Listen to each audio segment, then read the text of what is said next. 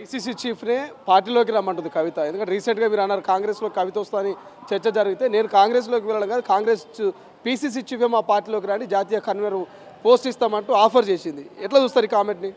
ఇప్పుడు కవిత ఆమె అజ్ఞానానికి నిదర్శనం. ఒక స్థాయికి మించి ఆమె లెవెల్ ఏంటో మాట్లాడే విధానం నేర్చుకోవాలని కోరుతున్నాం.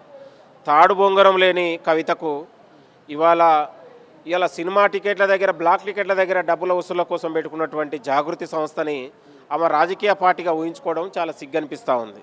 కాబట్టి కవిత కానీ, కవిత పార్టీకి కానీ ఆమె ఒక కేఏ పాలిగానే మిలిగిపోతుంది తెలంగాణ రాష్ట్రంలో. ఆమెను కానీ ఇంకొక కొత్త పార్టీకి అవకాశమే లేదు. అవకాశమే లేదంటున్నారు, అధికారంలోకి వచ్చేది మేమే అని ఆమె బల్లగుద్ది చెప్తున్నాను నెక్స్ట్ టర్మ్. నేనేమంటున్నా, ఆమె ఒక కేఏ పాలుగానే మిగిలిపోతుంది తెలంగాణ రాష్ట్రంలో. దయచేసి ఆమెకు అతి గతి లేని, తాడు బొంగరం లేని కవిత ఇక అధికారం వస్తున్నది కళ. కాంగ్రెస్ పార్టీ ప్రజాక్షేత్రంలో ప్రజలు బలమైన పార్టీ. మరొక 10 ఏళ్ళు తెలంగాణలో కాంగ్రెస్ ప్రభుత్వం ఉండబోతూ ఉంది.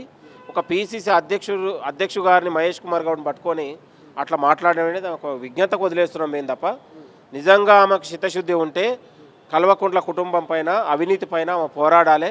ఇక్కడ కాదు, అవసరమైతే ఢిల్లీలో దీక్ష చేయాలి. అవినీతి కల్వకుంట్ల అన్న పైన, బావ పైన అనేది కూడా హితవు పలుకుతా ఉన్నాం.